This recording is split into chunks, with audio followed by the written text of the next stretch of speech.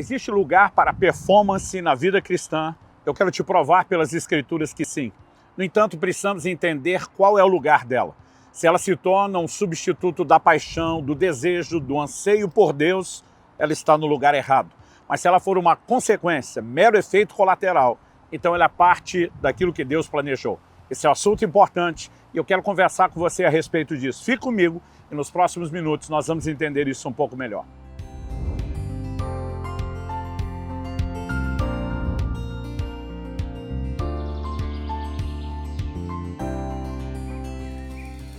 Estou hoje em São Francisco, Califórnia, passando para trazer mais uma palavra ao seu coração.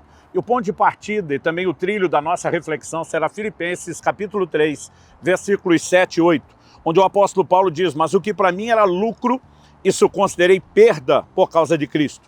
Na verdade, considero tudo como perda, por causa da sublimidade do conhecimento de Cristo Jesus, meu Senhor. Por causa dele perdi todas as coisas e as considero como lixo para ganhar a Cristo.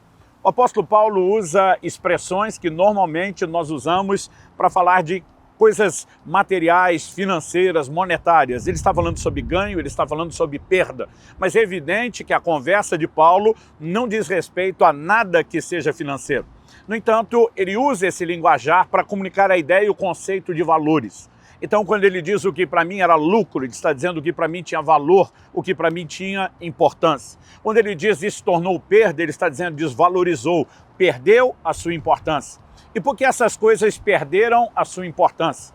Porque houve uma mudança de percepção.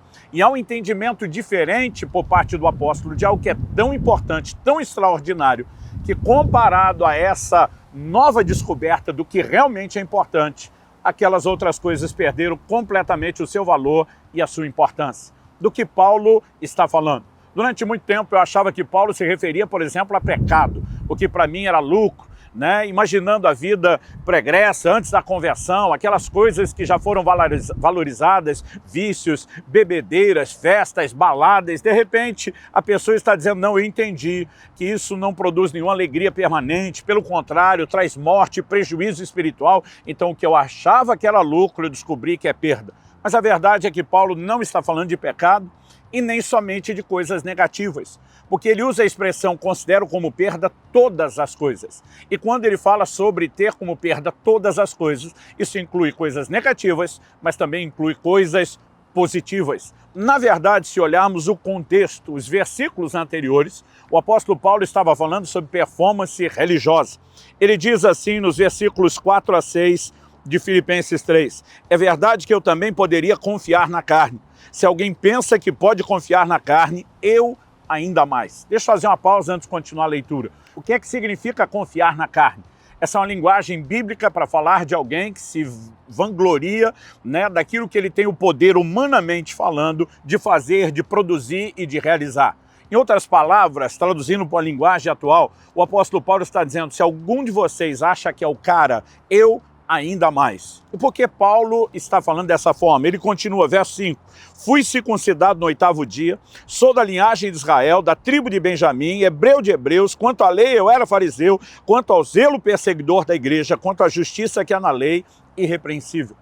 Em outras palavras, Paulo está dizendo o seguinte, eu tenho uma fé precoce. No 8º dia eu fui circuncidado. Essa é uma determinação que Deus deu a Abraão quando firmou a sua aliança com ele e com toda a sua linhagem. Seria o equivalente a hoje alguém dizer, fui apresentado e consagrado a Deus na igreja desde criancinha.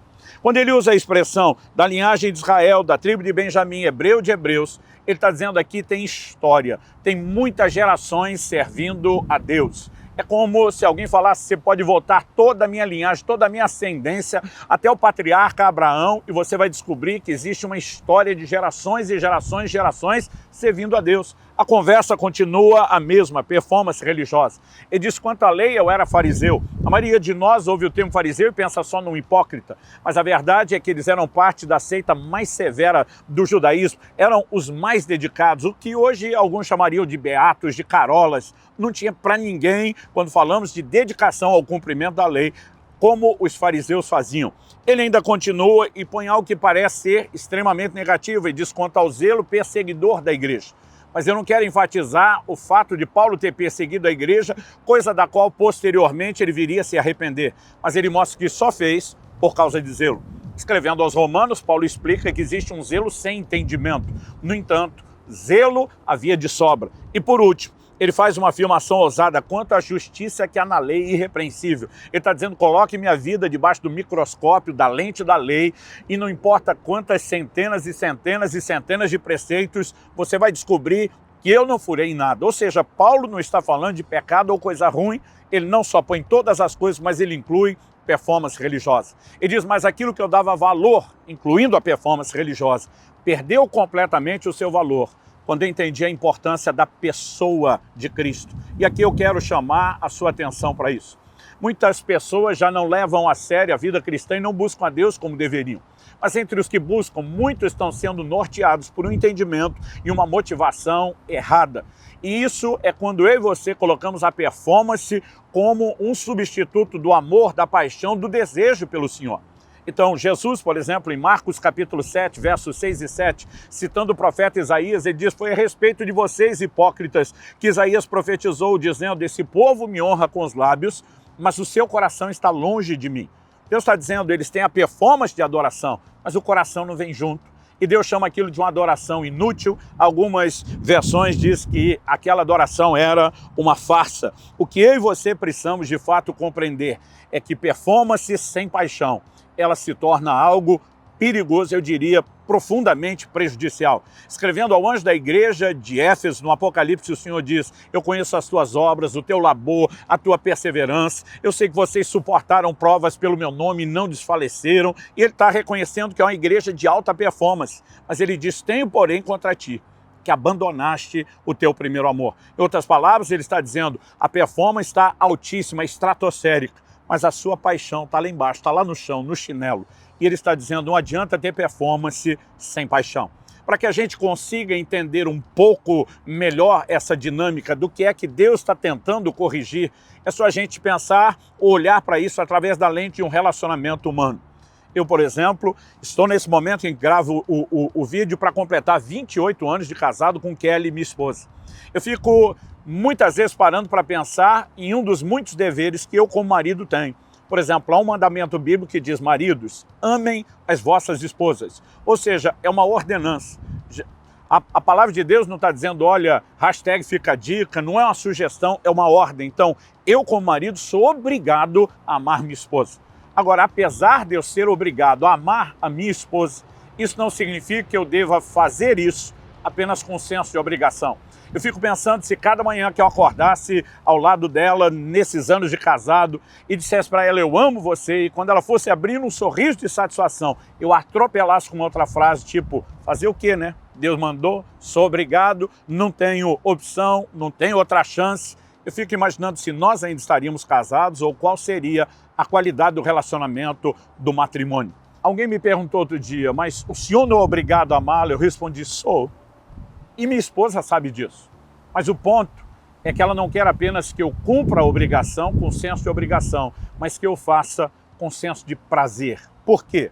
Se eu cumpro a obrigação apenas com senso de obrigação, eu poderia em algum momento, numa dessas conversas, discussões de casais, dizer, olha, eu amo você, você sabe disso, Deus sabe disso, ninguém pode questionar, eu cumpri minha obrigação. Se eu agisse assim, eu estou valorizando o quê? A minha performance e comportamento de marido, mas não a pessoa, não o cônjuge, não a vida da minha esposa.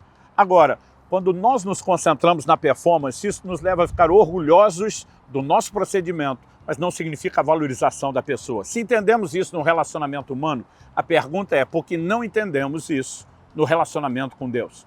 Nós somos criados para buscar a Deus. O que Deus deseja desde o início é que, de fato, nós possamos cultivar relacionamento com Ele.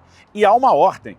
Então, quando perguntaram a Jesus qual o maior mandamento, ele não titubeou e diz, amarás o Senhor teu Deus de todo o teu coração, com toda a tua alma, com todo o teu entendimento, com todas as tuas forças. Mas apesar de ser um mandamento, Deus não espera que eu e você venhamos a cumprir o mandamento apenas com senso de obrigação, mas com senso de prazer.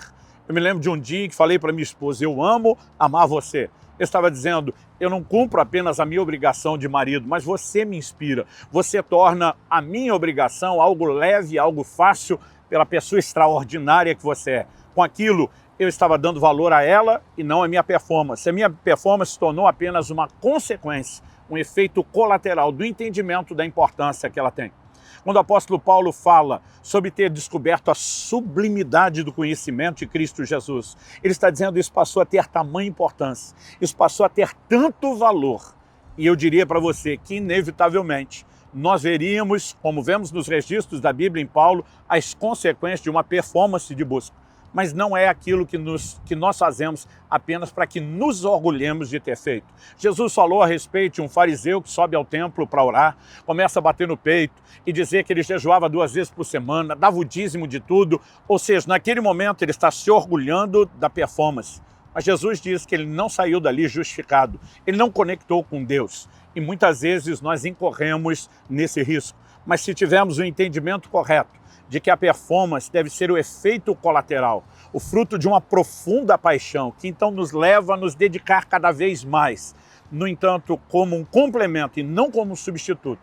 Então nós teremos uma vida cristã diferenciada na busca, na dedicação, no trabalho, no serviço, mas isso será uma performance sadia e não uma performance doentia. Então que Deus nos ajude a ter mais do que performance, que a performance esteja lá, mas que ela seja só o efeito colateral, a consequência, que jamais ela seja aquilo que nos motiva e nem tampouco algo que a gente use para se orgulhar. Que no final das contas a gente possa dizer: o Senhor Jesus é tão extraordinário, Ele me atrai tanto que eu quero dar o meu melhor a Ele. Um dia desse alguém me perguntou: pastor Luciano, por que o senhor tem se dedicado tanto a buscar Deus? O senhor está tentando chamar a atenção de Deus? Eu falei: de jeito nenhum. Eu faço isso porque Ele chamou a minha atenção. Eu desejo, eu anseio, eu quero mais dele. E eu espero que esse entendimento também te ajude e norteie a sua busca.